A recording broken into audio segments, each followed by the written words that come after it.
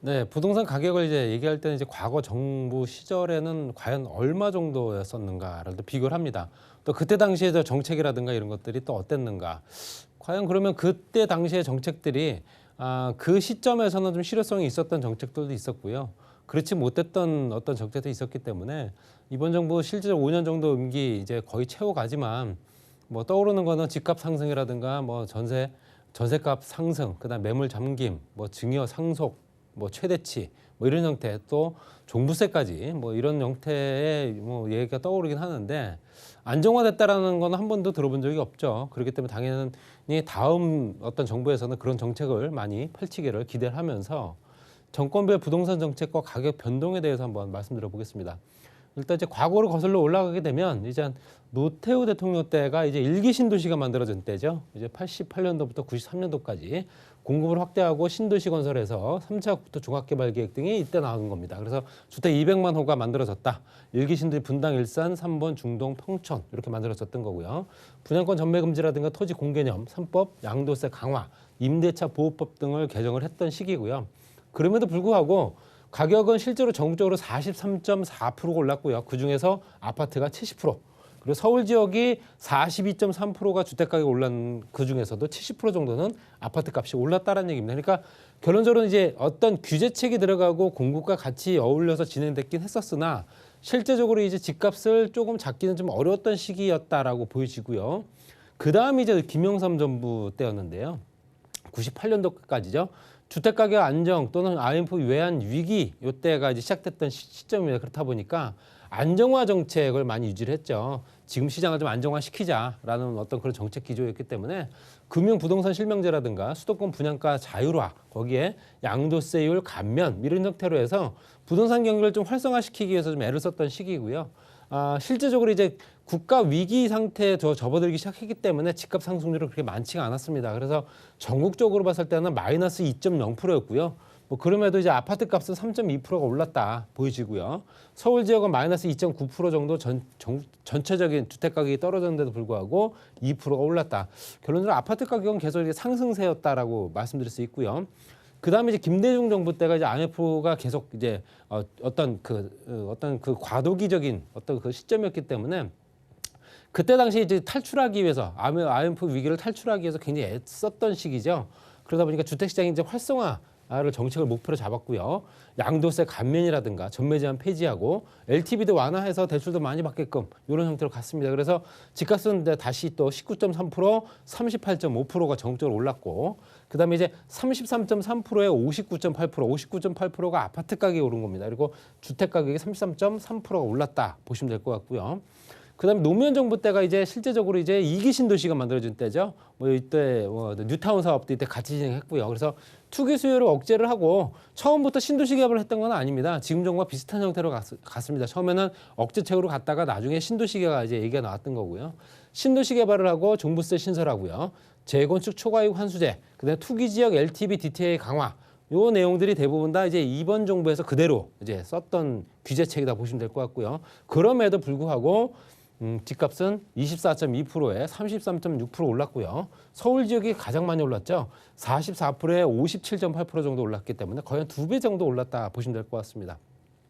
그 다음에 이제 이명박 정부 때는 이제 글로벌 금융위기가 왔었던 때라서 대외적으로 굉장히 어려웠던 시기이기 때문에 당연히 주택시장 활성화 목표를 잡았습니다. 그래서 투기 지역을 해제하고요. 이제 그 전 정부에서 지정했던 투기 지역 해제하고 부동산 세제도 완화해주고 그러면서 집값은 조금씩 떨어지기 시작했죠. 왜냐하면 이기 신도시 발표됐던 내용들이 이명박 대통령 때 입주했던 시기들이 한꺼번에 몰렸거든요. 그렇기 때문에 당연히 이기 신도시가 그때 몰렸던 시점이다 보시면 될 것 같고요.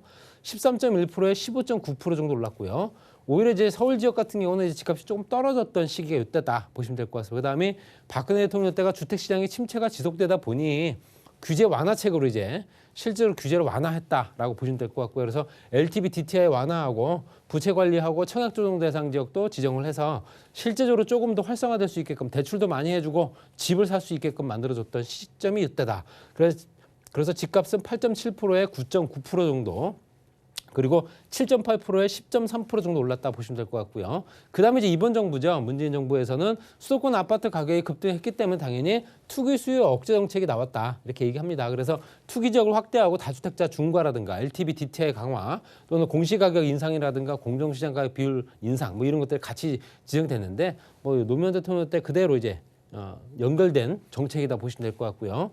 그럼에도 불구하고 집값은 실제적으로 24.9%에 29.7%, 그다음에 아파트 값은 54.4%가 거의 평균적으로 올랐다 보시면 될 것 같습니다. 그래서 이 도표를 보시게 되면 전체적으로 떨어진 시점은 이제 한 번밖에 없죠. 김영삼 정부 때. 그러니까 결론적으로는 이제 88년도부터 해서 2017년도까지 꾸준하게 계속 집값은 오르고 있다. 이렇게 보시면 될 것 같습니다. 그래서 그 폭이 얼마가 됐느냐 그게 중요한 거지. 실제적으로 상승폭은 계속 유지가 됐었다. 이렇게 말씀드릴 수 있고요. 그러면 부동산 정책이 어떤 시점이었는가 보시게 되면 노무현 대통령, 노태우 대통령 때는 현재 규제책을 많이 썼던 때고요. 그 다음이 이제 김영삼, 김대중 때까지는 이제 완화, 뭐 금융위기라든가 외환위기 때문에 그렇죠. 거기다 노무현 대통령이 이제 규제책을 다시 썼죠. 완화책 다음은 규제 이렇게 반복이 되기 때문에 그다음에 이명박 박근혜 대통령 때는 완화책을 썼고 그다음이 이번에 이제 규제책을 마련하고 있습니다. 자, 이 도표를 보시게 되면 공통점이 하나 있습니다. 규제책을 썼던 시점에 현재 집값 상승률이 오히려 더 높습니다. 그렇다는 얘기는 규제책이 실제적으로 집값을 잡기 위한 절대적인 정책은 아니다라는 방증이고요. 그렇기 때문에 이런 규제책을 실제적으로 어느 정도 적절하게 써주느냐, 규제와 공급을 어느 정도 공급량과 규제책을 적당하게 배분을 해주느냐 이게 중요한 거지. 무조건 일본대로 규제를 한다고 해서 집값을 잡을 수 있지는 않았었다는 얘기입니다. 이번 정부에서도 마찬가지고요. 역대 지금 현재 뭐 집값 상승률이 최고치를 찍고 있기 때문에 당연히 이렇게 많은 규제책이 나옴에도 불구하고 집값은 계속 끝을 모르고 오르고 있는 상황입니다. 그래서 보여지는 규제책이 부동산 정책의 전부는 아니다라고 말씀드리고 싶고요. 정권별 재건축에 관련된 내용도 좀 들어가 있습니다. 그래서 재건축 같은 경우는 노무현 정부 때는 실제적으로 재건축 초과이익 환수, 재건축 후분양제, 초고층 재건축 불허 50층 미만까지밖에 안 되는 거죠. 이제 50층까지도 못 짓고 35층이죠. 재건축 안전진단 기준 강화, 소형면적 의무 비율 도입. 이 내용을 보시게 되면 지금 현재 재건축 규제와 똑같습니다. 그렇기 때문에 이때 썼던 규제가 그대로 2003년도의 정책이 그대로 반영이 된 걸 보실 수 있고요. 이명박 정부 때는 이제 완화책을 이제 어느 정도 만들어 놨기 때문에 초과의 부담금 부과를 유예를 시키고 기반시설 부담금 제도 폐지하고 재건축 후분양제 폐지, 또 조합원 지위 양도 금지까지도 폐지시켰습니다. 그리고 전매 제한 기간 단축하고 소형 및 임대주택비 의무비를 사실상 폐지해서 임대 의무주택, 그러니까 임대 비율이 작아지게 되면 일반 분양 물량이 늘어나겠죠. 그렇기 때문에 당연히 집을 갖고자 하는 사람들의 어떤 수요가 절대적으로 필요했던 시점이고요. 용적률 법정 한도까지 상향. 이때가 이제 그랬던 때고요. 박근혜 정부 때는 재건축 연한도 30년으로 단축, 원래는 40년이었죠. 초과의 부담금 부과 추가 유예를 했고요. 또 전용 85제곱미터 이하 의무 확보 요건 중에 연면적 기준을 폐지하고 여러 가지 조건 중에서 건축을 많이 할 수 있게끔 공급을 늘릴 수 있게끔 방법을 찾아뒀다는 얘기고요. 이번 정부에서는 말씀드린 대로 현재 노무현 정부 때의 현재 그 규제책을 그대로 쓰고 있기 때문에 그대로 읽으면 됩니다. 그래서 재건축 후분양제라든가 안전진단 기준 강화, 그다음에 소형 면적 의무비율 도입 이런 것들이 같이 똑같이 실행되고 있다라고 말씀드릴 수 있고요.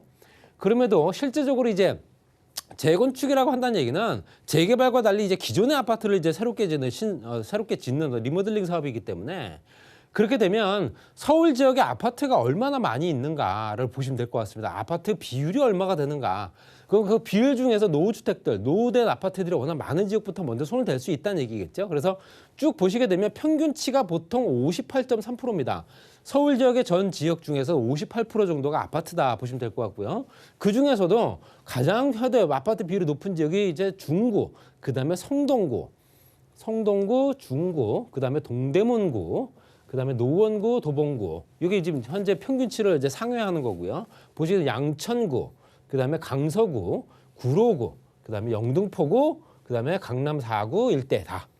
보시게 되면 지금 말씀드린 지역들이 대부분 다 집값들이 많이 오른 지역이죠. 그렇기 때문에 당연히 아파트 비율이 높으면서 노후화된 주택단지가 많은 지역들은 재건축에 어떤 영향을 많이 받을 수밖에 없기 때문에 그만큼 집값 주변에 있는 집값 상승률을 주도한다라고 보시면 될 것 같아요. 그래서 실제적으로 서울 지역의 아파트, 이런 노후된 아파트들이 재건축될 수 있는 지역들은 대부분 다 이런 지역에 몰려 있다라고 말씀드리고 싶고요. 나머지 지역들, 평균선을 이제 하회하는 지역들 같은 경우는 이제 재개발로 가야 된다라고 말씀드리고 싶고요. 그렇기 때문에 재개발 지역과 재건축 지역이 딱 구분이 된다, 이렇게 말씀드릴 수 있습니다.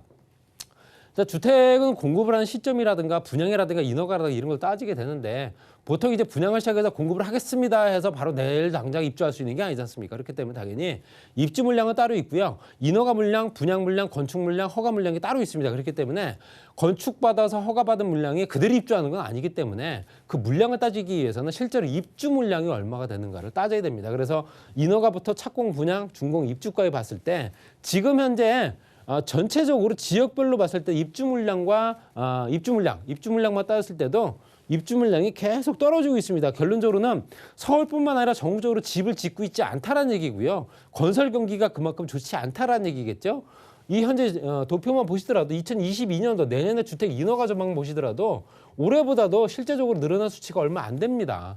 그렇기 때문에 당연히 인허가 물량이 뭐 앞으로 한 6년, 7년 정도 있다가 입주할 물량이라고 쳤을 때도 그만큼 영향력이 크지 않다는 얘기고요. 과거 분양 추이나 아니면 2020년 주택 인허가 전망만 보시더라도 실제적으로 올해보다 내년에 2만 가구밖에 안 늘어납니다. 그런 상황이기 때문에 다음 정부에서도 집값을 잡기는 참 어렵지 않겠나라고 얘기하는 거고요. 따라서 주택 가격과 전세 가격은 계속 가파르게 상승할 수밖에 없고, 그중에서도 전세 물량이 딸리면서 월세 수요가 또 늘어나고, 이런 형태로 계속 이제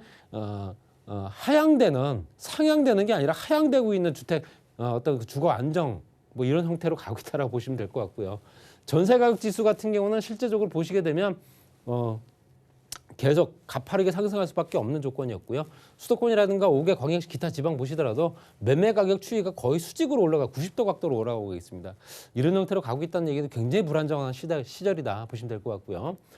부동산 수익률과 그런 부동산에 몰리는 수요들이 생각했을 때 수익률이 과연 얼마가 되는가 계산하게 되면 일반 금융상품과도 비교를 하겠죠. 보시게 되면 현재 주식, 삼성전자라든가 현대차, 코스피라든가 코스닥 이런 걸 봤을 때도 기본적으로 수익률 자체가 2009년도부터 봤을 때도 실제적으로 이제 삼성전자가 371%가 상승했다고 얘기는 하지만 현대차가 65%고요. 전기예금이 45% 정도 상승했다고 보시면 될 것 같습니다. 그렇지만 부동산 같은 경우는 아파트 중위매매 가격이 123%, 거기에 현재 뭐 유명단지 앞으로 이제 재건축될 압구정이라든가 올림픽 선수촌 이런 아파트 단지 같은 경우는 258%대까지 올라갔습니다.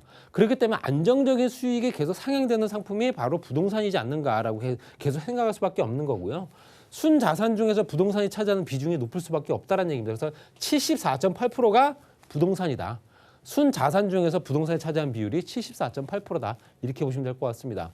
그렇기 때문에 실제적으로 이제 지금 현재 상황에서 매물을 확보하기 위해서 여러 가지 여건들을 많이 만들었지만 공급책 없이 억제책으로만 가지 않습니까? 그렇기 때문에 당연히 이 물건이 시장에 나오지 않는 이유가 종부세뿐만 아니라 세금이 올려서 그걸 견디지 못해서 시장으로 나온다 하더라도 양도세가 또 기다리고 있기 때문에 그 물건들을 시장에 내놓을 수가 없는 겁니다.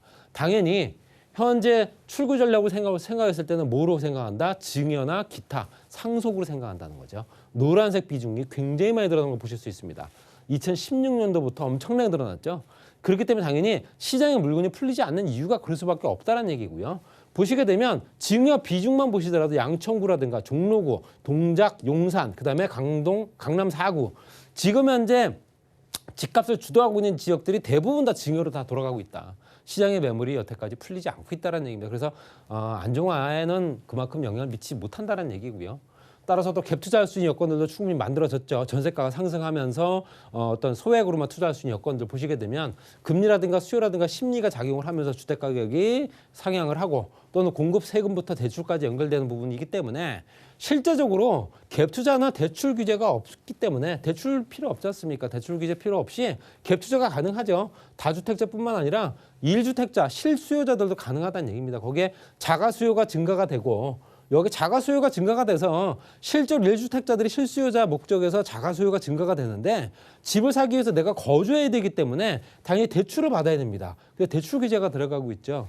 당연히 그러다 보니까 월세보다 전세가 낮은 주거 비용이라다 전세자금 대출 지원 이쪽으로 이제 내 집을 살기보다는 남의 집 살이를 더할 수밖에 없는 조건들, 전세 수요가 증가되고 전세 가격이 상승할 수밖에 없기 때문에 다시 몰려드는 이런 형태로 가고 있다라고 말씀드릴 수 있습니다. 그래서 지금 현재 상황에서는 앞으로 이제 5년 동안의 부동산 정책을 어떻게 만들 건가 가장 중요할 테고요. 공급량부터 해서 시장 물건이 풀릴 수 있는 여건들 충분히 만들어져서 현재 돌아가지 않던 부동산 시장이 계속 돌아갈 수 있게끔 원활하게 돌아갈 수 있는 자유 경제 시장이 됐으면 좋겠다. 이렇게 말씀드리고 정리하겠습니다.